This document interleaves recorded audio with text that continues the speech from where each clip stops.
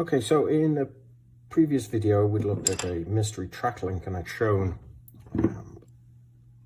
this. This is two pieces of track from a German Goliath.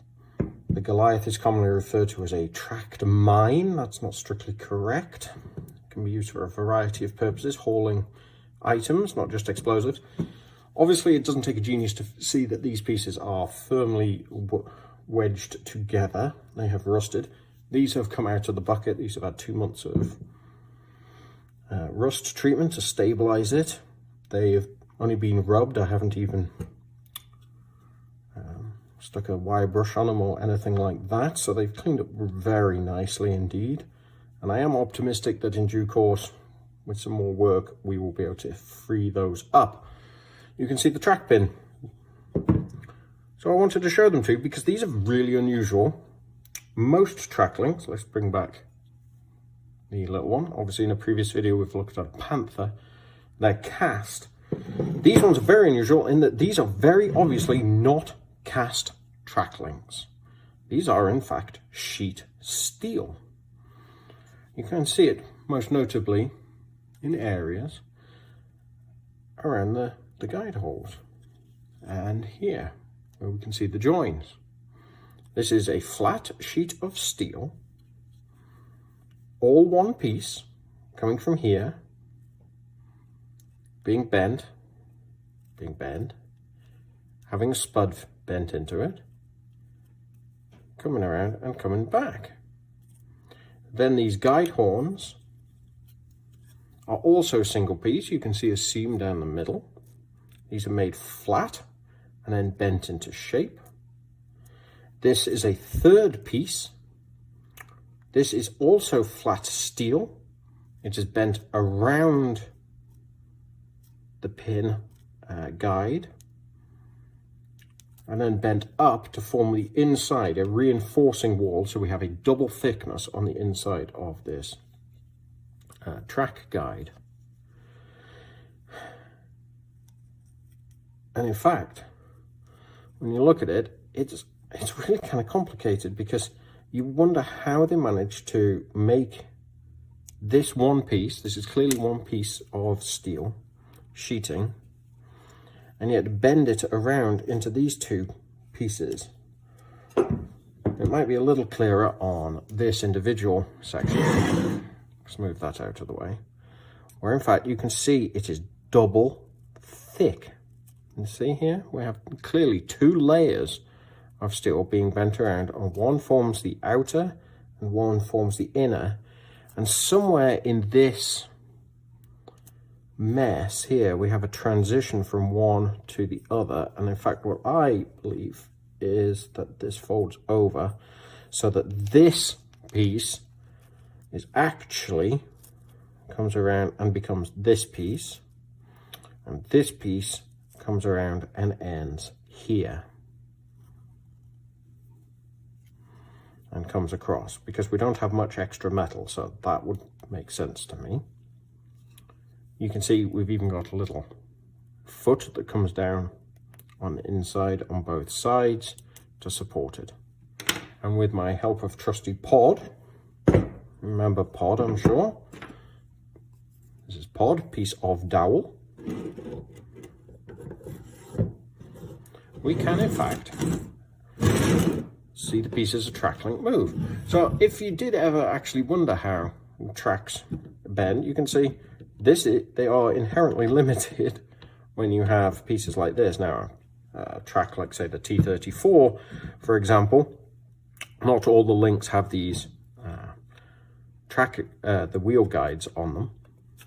This one does, so you can see it's limited, but you can also see it bends very nicely from both sides. This piece came out of the same dig for the same vehicle, so these are off the same machine. This one has also been in the bucket for 2 weeks and has come out pretty nicely. So in a later video, I do hope to have eased up this track pin, but I do have some fragments of these as well to show you what the track pin looks like.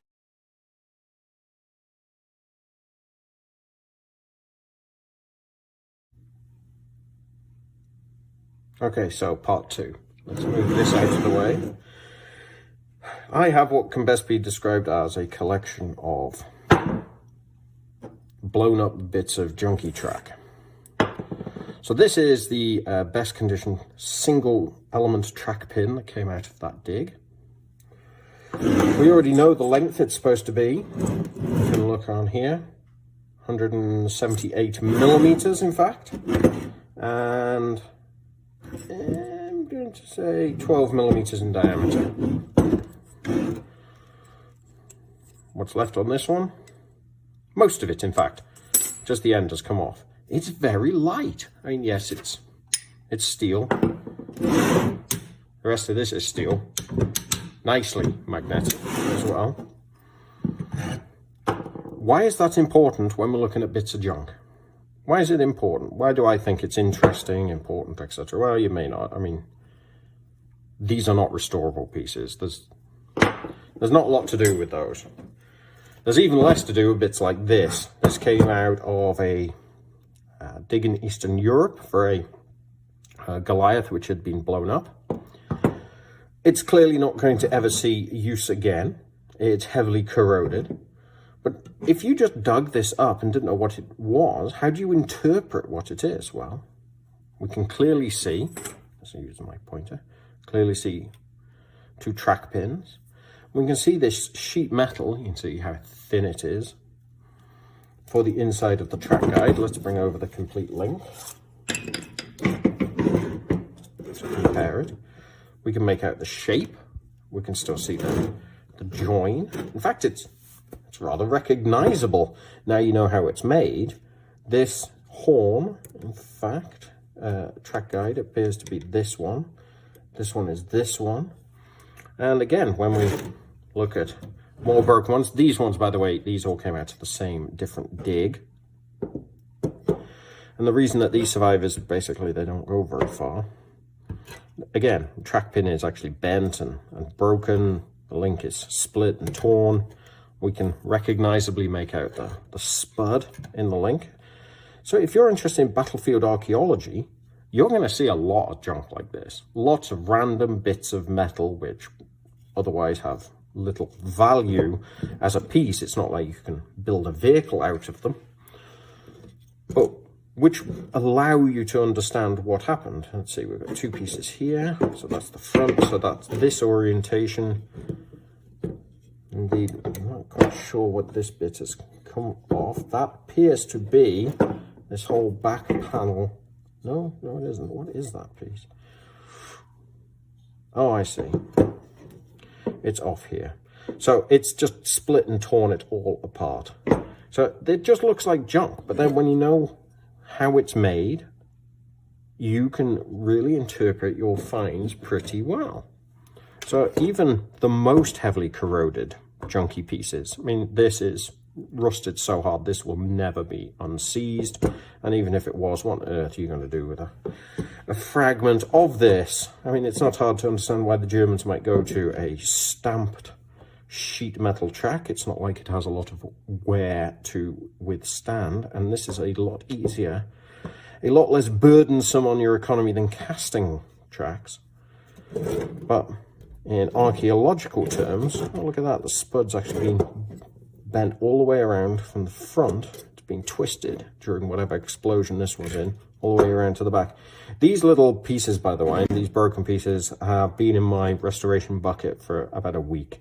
There's no point in wasting good material on them, which is why we've got a lot of little bits still dropping off. And there's a lot of them. I mean, this is pure junk. What on earth am I going to do with these? It's hard to even tell which way round that went. Oh, no, look. We have the guide for the tooth for the sprocket. Sprocket guide. So that goes this way round. We've got the spuds. And you can recognize it. You can tell what this piece of scrap is. And that gets better because then you get even smaller fragmented pieces. The advantage of these pieces, for me, the interesting part is that they tell you how it's made. So, okay, we know it's made out of stamped piece. Does this piece go all the way under here? Yes, it does. Look at that. Because the guide has been blown off completely along with this whole piece, we can see that as this piece comes around, it's this piece right here. And in fact, this used to be this. It's blown and completely shredded. So your track pin that went through there has been completely thrown out. This is more interesting to me and a little bit confusing because this is clearly made in one piece. This piece comes all the way around here and goes down as shown. So what on earth is that? Because that implies that there is a third piece inside here which we can't see without taking it apart. There doesn't appear to be any thickness discrepancy. So I am a little bit confused as to quite what that is telling me at the moment. And it's not like there's a good book on tracks and how they are made to tell you these things. We're really very much into the realm of extreme niche elements of tank interest here. But you can see that this is clearly not this, because this piece joins up to here. This seems to be an extra piece inside here as a stiffener of some sort, or possibly as a bearing surface, but this example definitely does not appear to have one. So that is a little mystery chunk of scrap at the moment. What are you going to do when you dig up that? What is this? This is another piece of track. There's not a lot we're going to do with that. This is unraveled out of the end. In fact, we actually have a piece that's identifiable. We can see, like, it goes right there. Isn't that weird? You'd think this little piece of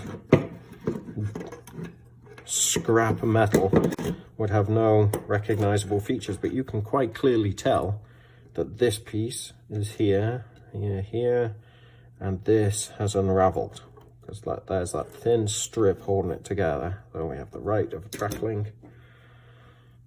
I don't even know what bit that is. Just another little fragment from the bottom of the bucket. That one's so damp, actually. Dry that off. So there we go. Very quick, maybe that's a little bit of interest into this piece of technology itself. The Germans moving to a stamped sheet metal track link during the war. This is a very cheap way of making track. It's obviously not going to be as robust because there's simply not as much metal thickness here to wear down. In fact, it shows up virtually no wear, even with the rusting on either example. There's virtually no wear at all. These pieces obviously show wear, but not from usage in terms of driving, but usage in terms of, well, blowing it up. There's not much wear. The best spud is here, and I would say that's too well corroded to be able to tell.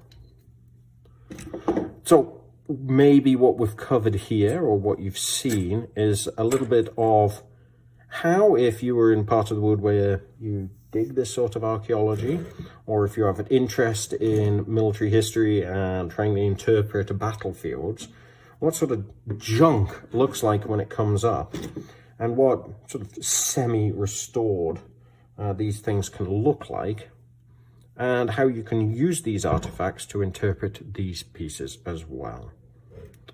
So whilst these pieces are clearly never going to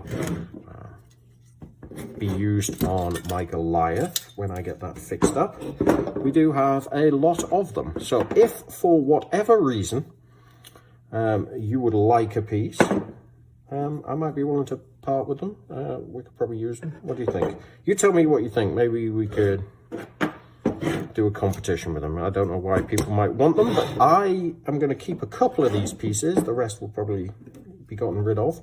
I will keep a couple of these pieces for demonstrating exactly what I said.